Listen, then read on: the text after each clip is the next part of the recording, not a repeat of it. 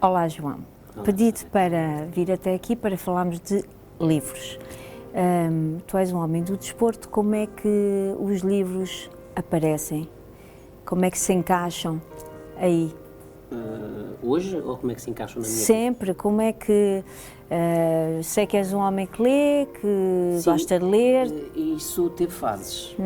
Eu comecei a gostar de ler aos 18 anos. E comecei a gostar de ler coisas que na altura não faziam grande sentido. Porque eram Como de assim? autores muito complicados. Nessa altura eu lia Kafka, lia Camus, sim. fazia a minha interpretação. E entre os 18 e os 20 anos li muita coisa. Leste a Metamorfose? Li. Claro. Li Metamorfose, li o Processo, li o Mito de Sísifo, que acho que nunca o entendi, mas li. Li uma série de coisas nessa altura. Esse tipo de e depois- leitura tem a ver com a idade também, não é? Sim, ainda hoje tem. Eu acho que tudo o que eu leio é porque me diz alguma coisa, é porque está numa fase de vida, é porque eu procuro respostas, ou é porque... Eu não sou muito de ler muitos romances. Tenho mais um livro numa perspectiva utilitária, de projeto de vida, de entender o que os outros dizem. Acho que nós vivemos Entender muito... a vida, não é? Sim, nós Também. somos muito egocêntricos, temos tendência de pensar só em nós. E geralmente quando eu leio um livro e o livro me cativa, e só assim é que eu leio, é muito... Aliás, pelos títulos que aqui podes ver, estes dois, por exemplo, é muito a perspectiva de vida de outras pessoas, não é? Isto é um autista. Mas interessa-te Esta- perceber a perspectiva de vida dos outros para entender a tua? Procuras nos livros que lês perceber melhor aquilo que vai acontecendo na tua vida, aquilo que tu és, em que te estás a transformar? Sim, eu acho que só assim é que a gente se enriquece. Porque se nós só vivermos a nossa vida, é uma experiência muito, muito pobre. Então a leitura pode ser vista como também um exercício.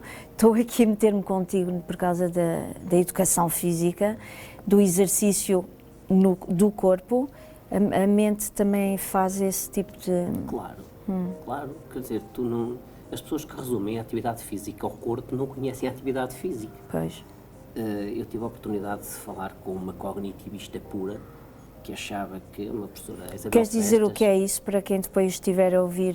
São as pessoas que acham que toda a aprendizagem se deve virar única e simplesmente para o cognitivo, para o saber somar, contar, para a memória. E a professora Isabel Festas, que é uma professora da Universidade de Coimbra, com quem tive a oportunidade de fazer formação, achava que a educação física era levantar o braço e baixar a perna. Eu tive a oportunidade de ter uma grande discussão com ela numa aula, e ela lançou-me o desafio de lhe mostrar que a educação física era mais do que aquilo tudo. E então eu levei-lhe um vídeo de vela e levei-lhe um vídeo de voleibol. A vela é... Porquê? Porque tu na vela tomas uma decisão, que é cognitiva, perante um contexto que tiveste que avaliar, a onda, o vento, e tu decides. E o feedback não é imediato. O resultado daquela tua decisão vem a posteriori, às vezes minutos depois, em provas que duram horas. Mas há coisas que tu não controlas aí. Não, há coisas que tu tens que controlar tudo, certo? Porque tu sabes que Controlas se o o vento, mas e se de repente o vento muda? tens outra decisão para tomar, e aí é que tu tens que voltar a reavaliar o contexto. E tens que avaliar onde estás, o que é que tu pretendes, uma trajetória mais larga, se uma trajetória mais estreita, se vais correr o risco da embarcação virar, ou se vais ser mais conservador e vais permitir, ou vais pretender ter uma trajetória menos ambiciosa, mas que te permita chegar onde queres. E depois tinha uma jogada de voleibol. Porquê? Porque a mesma atleta, no mesmo contexto, tomou decisões diferentes. E eu dizia-lhe, professora, se a tomada de decisão aqui não é cognitiva, é mecânica e basta treinar, ela vai arrematar as duas vezes da mesma forma. E ela aconteceu as mesmas movimentações na equipa dela, mas perante as movimentações da equipa adversária, ela decidiu de forma diferente. Isto não é motor. Motor é o padrão de resolução do movimento, ou de execução do movimento. A resolução é cognitiva. Foi muito giro. E, efetivamente, é assim. A atividade física também está nos livros. Olha, e tu achas que, pensando nisso e organiza assim muito rápido, porque isso é muito elaborado o que tu estás a dizer, a leitura de um livro pode mudar a vida de alguém? Uma pessoa que está aí numa determinada trajetória, de repente muda completamente? Sim. E resolve, aliás, tomar outra decisão, Elizabeth, olhar para a vida de outra forma, com um livro? Sim, sim. Eu sou muito amante da filosofia e da psicologia. Este livro, O Auto de Fé, é uma história de Queres uma dizer mulher... de quem? Já É da agora? Zita Seabra. Isto é uma conversa que ela tem com o padre Gonçalo, É uma mulher que em 75 era de extrema esquerda, não é? Sim. Que hoje está muito mais à direita. Que mudou muito, fez um percurso não é? que mudou 180 graus, não é? Hoje é católica, era ateia, e ela explica as coisas perante os contextos. E ela explica porque é que neste momento é católica. Paralelamente a este, há outro livro muito, muito interessante, que é Deus Não Existe. Este não está arriscado, que é de António Fiu, que é um grande filósofo do século XX, que é um indivíduo que viveu a vida inteira a dizer que Deus não existia e que neste momento diz Deus existe. Tu entendes a história de vida dele, porque aquilo é um autorretrato. Ele era filho de um pastor, portanto ele viveu até aos 10 anos na fé, é anglicano, viveu até aos 10 anos na fé e entretanto abandonou e andou até aos 60 e picos, fez um percurso académico brilhante, sempre a defender em todas as conferências que Deus não existe. Todos nós temos, se calhar, Esse tipo de leitura interessa-te, estou a ver, não é? O lado espiritual, filosófico, a busca, Sim, a dúvida, não é? A eterna dúvida. Os dúvida. valores têm que rodar à volta disto, senão passa a bacoca, não é? Tu tens, eu acho que o que vai nortear a tua vida são os valores que tu tens. Uns que te foram enraizados na tua educação, outros que tu vais bebendo daquilo que lês. Então tu tens mesmo enraizado esse hábito de ler. Sim, e procuro ler sempre dentro deste âmbito. Se me des um romancezito para ler, eu não acho grande. E a escola foi importante nessa tua descoberta? Tem que ser politicamente correto ou não? Tens que ser sincero, não, sobretudo. Não, a escola não me motivou para a leitura, definitivamente. Não? Não. Não houve um professor que te tivesse marcado? Para a leitura? Que tivesse feito aí, não? Não. Isso fez-se sozinho? Sim, eu acho que se fez por contexto. A minha mãe tinha uma sala cheia de livros. A coleção de RTP, não sei se tu te recordas. Fascículos? Sim. E a coleção de RTP tinha uma coisa muito boa, tanto encontravas lá um Bocage, como encontravas lá um Camus, como encontravas lá um Shakespeare, e tu podias ir tirando e lendo e gostavas de ler. Começaste a ler aí? Comecei a ler aí, e comecei a ler quando, não é por acaso que aparece aos 17, 18 anos, quando as prendas entre amigos eram livros e discos. O livro, lembro que uma vez recebi Insustentável Leveza do Ser, acho que se a minha mãe lesse não me deixava. Sim, também. Estamos a falar em 1988, 89, não é? Não foi propriamente um livro que me tivesse marcado muito. Não, mas foi um livro que eu li bem. Foi uma historietazinha. Naquela altura também, como te disse há bocado, não era propriamente aquele livro que eu procurava, não é? Andava lá naquela maluqueira, mas eu acho que era de pai da extrema-direita, à segunda, terça e quinta e da extrema-esquerda. Mas é um livro que normalmente marca quem sim, lê. Sim.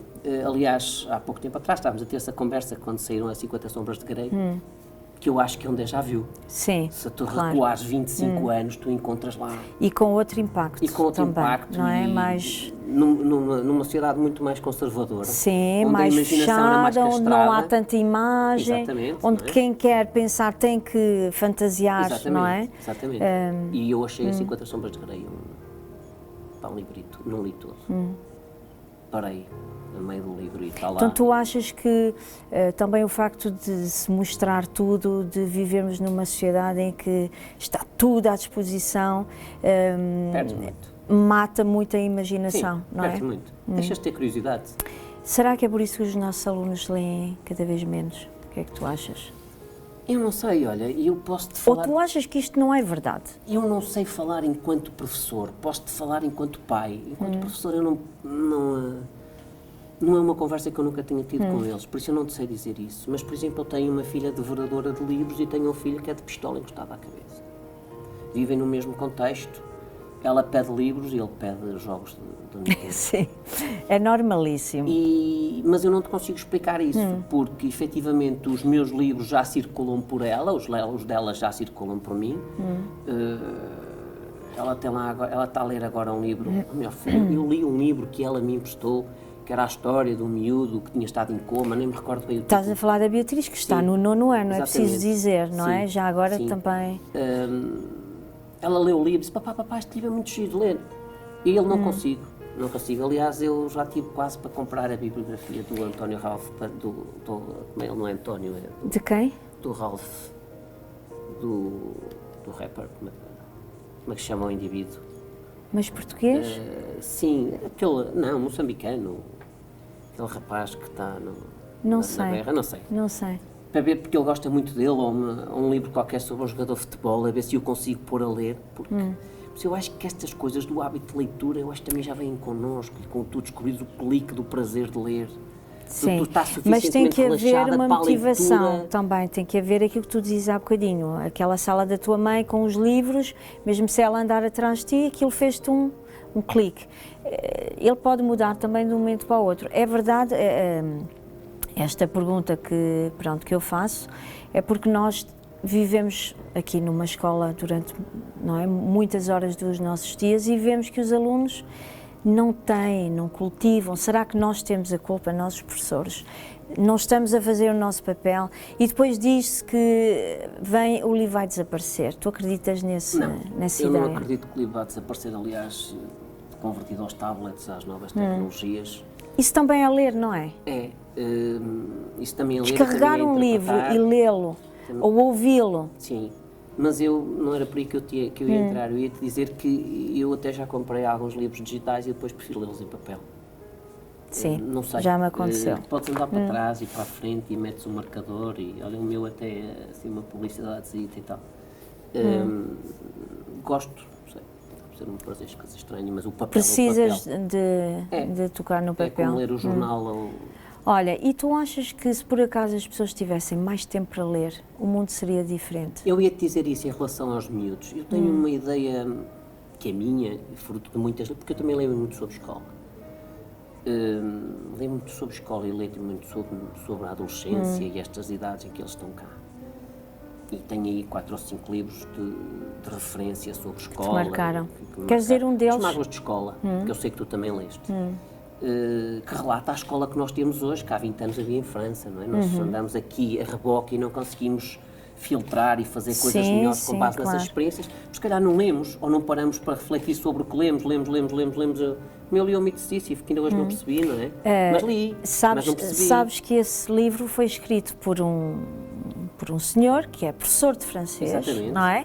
E que foi um péssimo aluno. E que relata a experiência dele enquanto aluno e enquanto professor, não é? Porque ele sabe fazer o paralelismo, eu faço isto enquanto professor e eu fiz aquilo enquanto aluno. Mas ele relata ali coisas que, se nós pensarmos, vamos ver o dia do miúdo que começa às 8h15 na escola e que sai às 4h30, que tem meia hora para lanchar e que vai à explicação de matemática, e depois sai da explicação de matemática, vai ao Instituto de Inglês, e depois sai do inglês e vai à música. E depois vai ao vôlei, e depois vai... No dia não é? seguinte entrou ao vôlei, mas depois acabou o vôlei, foi ao francês e depois veio ao português, ou seja, ele começou nas aulas às 8h15, acabou às 7h, fez aqui 1 hora de atividade física, 1h30. E nós vai ainda aos queremos que judeus. ele leia antes de ir dormir. E achas que ele vai ter vontade de ler antes de ir dormir? Pois. Está Claro, cansado, não lhe claro, apetece. claro. E mesmo que leia, não vai refletir sobre o que lê. E para que é que interessa ler-se depois do que tu leste? Sobretudo se a leitura for vista como prazer. Mas ele só consegue tirar prazer quando estiver relaxado a ler. Sim, for vista nesse sentido, quer dizer, ou tem essa função, mas nós não lhe conseguimos transmitir. Mas o miúdo só tem a leitura como utilitário. Claro, Ele claro. tem que ler o livro para apresentar à professora de português, ou tem que ler o texto porque é aquela matéria que vai sair, não é? E acontece-me, mais uma vez vou falar dos meus filhos, acontece-me, o Hugo acabou de ler uma página, só sabe que diz o primeiro parágrafo, porque depois desligou. Por isso eu não posso estar à espera que ele me vá ler um livro e que tire gozo quando ele leu o primeiro parágrafo e o resto ele olhou para as letras, foi fazendo de conta que as leu, mas chegou ao fim, fez os parágrafos todos, mas ele não leu. Lá está, a escola se calhar também não... tem que repensar a maneira de usar, entre aspas, o tempo dos miúdos, porque Sim, se não consegue transmitir esse gosto pela leitura, como é que nós, que é uma coisa que eu digo com muita frequência aos alunos, como é que eles vão aprender a ler o mundo? Eles já não leem pouco, mas depois ler aquilo que está à volta deles, não é? Que é mais difícil. Sim, e isso é uma das grandes utilidades da leitura, não é? Claro. Quando tu pegas nisto, cada uma pessoa tem uma perspectiva diferente do mundo, seja o Walter Hugo Lemos, seja a Zita Seabra, não é?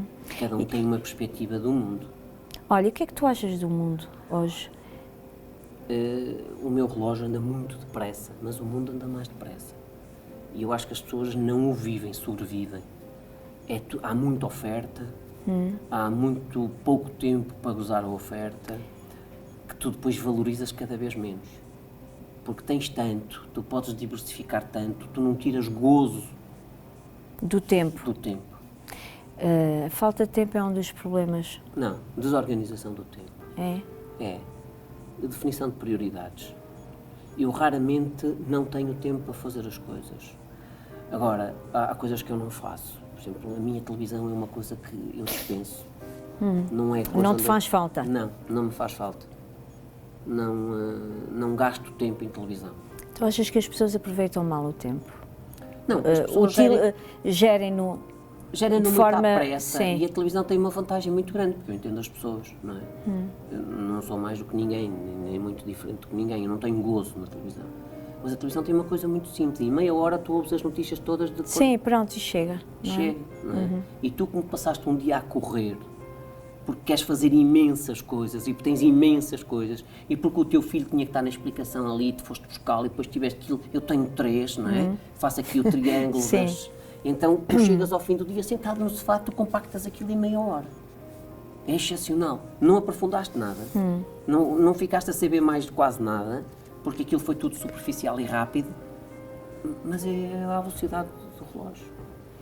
Olha, uma última pergunta. Se escrevesses um livro, tens assim algum título que imagines que pudesse refletir aquilo que tu és, ou pensas, ou... Eu uma vez li um livro, que é um livro que, literariamente, é uma treta, não é? Que é Quem Mexeu no Meu Queijo. Sim, eu li esse livro também. Farias um... Eu não faria nada sobre isso, mas isso são daqueles livros que tu lês. É só para te explicar o que é que eu gostava de um dia abordar. E que tu pensas assim, como é que é possível estar aqui tanta coisa certa? Não é? Num só livro que é minúsculo. Não só livro que é minúsculo, literariamente não vale nada. Não é? Nunca será nomeado para rigorosamente nada, a não ser para a finalidade que ele tem, que é pôr-te a pensar sobre o que é a sociedade de hoje e a forma como as pessoas não conversam. Eu costumo dizer que nós conversamos em monólogos. Eu estou a falar e tu estás a pensar o que me vais dizer a seguir, não me estás a ouvir. E aqui não há diálogo, há monólogos. E nós irritamos-nos muito. Às vezes a Coisas que não nos ouvem, não é? Nós não nos ouvimos, nós não vivemos... Não escutamos. Nós não refletimos e, por isso, nós fechamos-nos cada vez mais em nós próprios, não é? Temos aqui aqueles processos de entropia, de Tupperware, que cada um vive na sua caixinha, no seu Hermética, casulo, bem fechadinho. prontinho para falar da caixinha do outro, incapaz de olhar para a sua. Mas eu gostava de perceber este mundo. Eu não sei se um dia conseguia escrever ou sequer... Gostavas de ter escrito esse livro? Eu gostava de ter escrito esse livro. Sim. Gostava. Olha, porque eu acho que ele tem o mérito de conseguir ter escrito o livro. Porque eu dizer que ele está bem escrito, depois de ele escrito, é muito fácil. Difícil era escrevê-lo. Olha, eu quero dizer-te que estive a ouvir-te com muita atenção e que foi um prazer estar aqui a conversar contigo. E obrigada por ter vindo. Nada. Obrigada pela vossa atenção, mais uma vez.